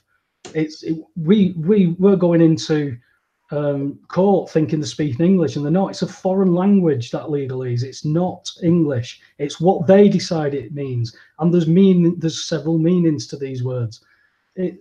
There's a reason why civil law is in English, and it's because it's such a manipulated language. Yeah, but I mean that's not really very offensive to vegans. So can we try a little bit harder? Go on, you're the one who can normally offend people. What's your best shot? Hey, listen, I've got no against vegans. I mean, vegans, if they don't want to eat meat, then there's more meat for us, isn't there? Well, see, I don't. I'm a vegetarian. I don't eat meat. But to be a vegan, apparently, that means cheese and fish and all that stuff. Well, Christ, it's taken me long enough to make a decision about that. You know, I can justify cutting through a piece of steak and eating it when it's in a packet, but I couldn't go out into a field, kill and butcher a cow, and then cook it. So I have to, if I'm going to try and have some principles about me, I've got to try and practice some of them. No, it's one of them. It was I couldn't have never imagined a day where I could go and sit in a pub and not drink a pint of lager, but I do. But I couldn't imagine that ever doing that. Yeah. You know, I don't eat dog anymore. You don't eat dog? No, not since I got one. Well, I've never ate dog, but it was just one of those things. I've been thinking about it for a while, and I really can't justify. And you know, I go on walks and I walk past quite a few cows and stuff and horses, and I'm thinking, well, I've been to Burger King once or twice. I might have met one of your mates. There's a horse and cows and stuff like that. I'm thinking I couldn't do that. I could not. I know under the right circumstances, a human being can become cannibalistic within a couple of weeks under the right set of circumstances. So I'm not saying I would not kill to eat, because being put in a survival mode, you don't know what you'll do. But if I've got a choice, then maybe I should just exercise that choice, because, you know, our animals in the farming industry and that they suffer a hell of a lot for the sake of what we do. So if I can at least ease that little bit of suffering and me not be party to it, that's fine. But that's my choice. I wouldn't then just turn around to you, Jason, and say, stop eating meat, you cruel bastard. You know, I wouldn't do that. It's up to the individuals. But there again, I don't want somebody coming telling me what I can and I can't do either. Yeah, I mean, I do understand that. There's oftentimes I don't eat meat simply because I don't fancy it. You know what I mean? I don't really want to eat any meat. And there are times that I do eat meat. You know, and what you're doing is up to you, and it's your own decision, really. But I can completely understand that you don't want to eat meat. And you know, to be fair, Jace, I don't actually miss it. What I find frustrating is if you go out for either a takeaway or you go out for a meal or anything, the majority of the menus and everything is meat orientated. So you know, it's a bit limited to what I can eat. I mean, I can eat salad and veg. I'm not fussy about vegetables. I can eat a lot, but it's when you put a meal together. You know, I have a roast dinner with no meat. So give me some extra roast potatoes then. I'll be happy with that. But I understand about the nutrients. I've got to look into that because, you know, I've got to make sure that I'm getting some nutrients from somewhere, because the food that you're eating, I'm not even sure what nutrients or what real nutrients are in the foods that we eat anymore. There's that much that has been going on. I mean, one of the funny things is last week there was an article posted that it's gone mainstream, hasn't it? That they're going to now try and dim the sunlight to prevent global warming by geoengineering. And my mate's been at work, has been laughing about this. You know, you're a clever lad, Webby. You know some stuff. He says, "But that's bullshit, isn't it?" So I've tagged him in this one because now it's mainstream. You'll believe that. You know, but he's the same lad who said he watches aeroplanes land at Manchester Airport. And I said, "Oh, you're a plane spotter?" He went, "No, I'm an aviation enthusiast." He says, "And I see those trails." And he says, "They're just contrails, Webby." I went, "You're mad. You're mad. If you think those are contrails, when you see a contrail alongside it," I said, I can't convince you of anything. If you can't see the difference between them, then you stick with that. Yeah, you said it as well. You mentioned it. Sorry, Jason, you mentioned it earlier that you get frustrated when you're trying to show somebody how blatantly obvious some things are. and they can't see it. Even if you're hitting them in the face with documents, because that's their bubble, isn't it? I think a lot of the time you get frustrated and angry. Well, when I stopped getting frustrated that people wouldn't listen, that's when my life got better. I presume you were the same, because I mean you were on the aid for ages, weren't you? And he wouldn't see it. He 30 years he works in the financial sector and didn't understand anything about it. Madness, isn't it? It's what you say. I mean, we Adie, it worked after about 6 months, but it all came, like you say, from a situation where he needed to be able to understand it. Yeah, and he went from not understanding it to understanding it, and then went completely fucking nuts for quite a while. And we're sending me links to videos and all sorts of this other stuff that he figured that he'd found himself that were pretty new and that perhaps I didn't know about. But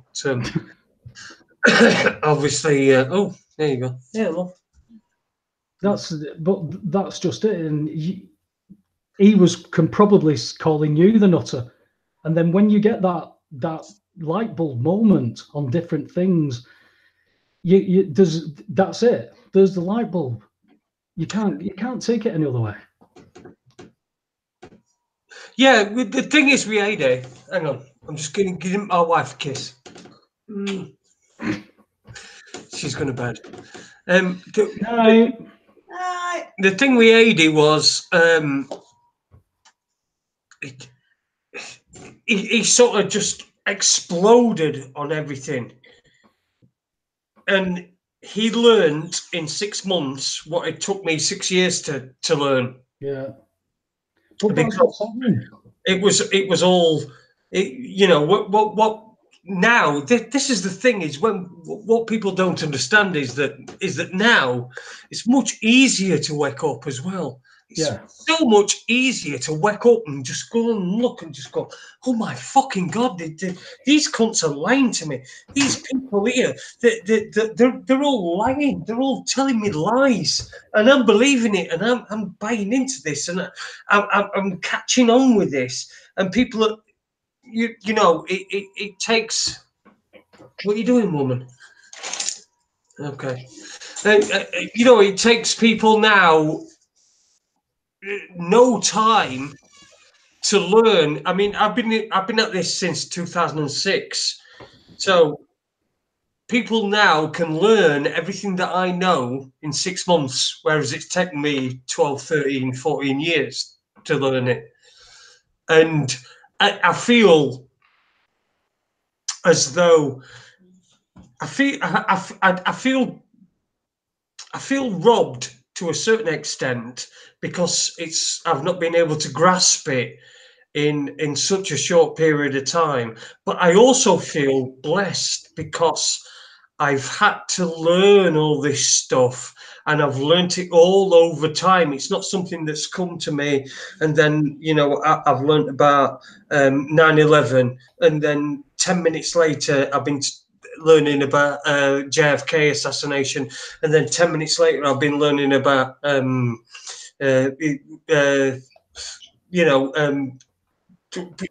what was that ship that they sank? The Israeli attack on the HMS USS Liberty. Liberty, that's it. Yeah. You know what I mean? All these things.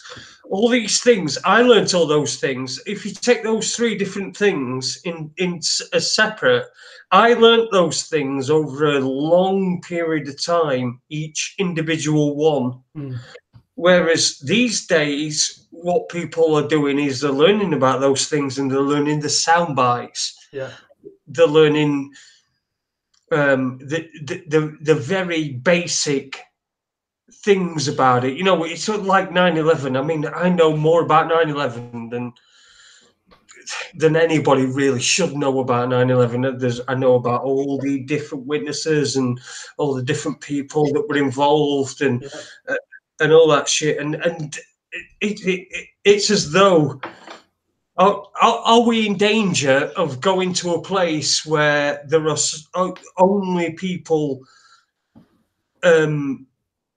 knowledgeable in sound bites rather than having the actual knowledge of the detail itself? Yeah, it's like it's having a basic understanding of a book. I could tell you everything. I could tell you a story of a book, couldn't I? But I would miss out a lot of detail if I'm just going to not read the book. But in the last 10 years, people have been able to get so quick an access to this information. That's why I always say that ignorance is a choice. We live in an age of information. You can find out things within points of a second. There's no reason why you can't learn this, but people either for one reason are far too busy or have no interest, and their lives are just going along swimmingly. And they believe, those type of people believe, that giving their power over to a political party to represent them is going to fix things. And as long as their life doesn't get troubled, then they'll carry on doing that. But we've seen what has happened throughout history. We only have to go back to the likes of World War I and II, look at what happened in Europe, how after World War I, what happened to Germany, how the people ended up living. You know, there was mother and daughter prostitutes pimping themselves out with the daughters because this is the only way they could make anything.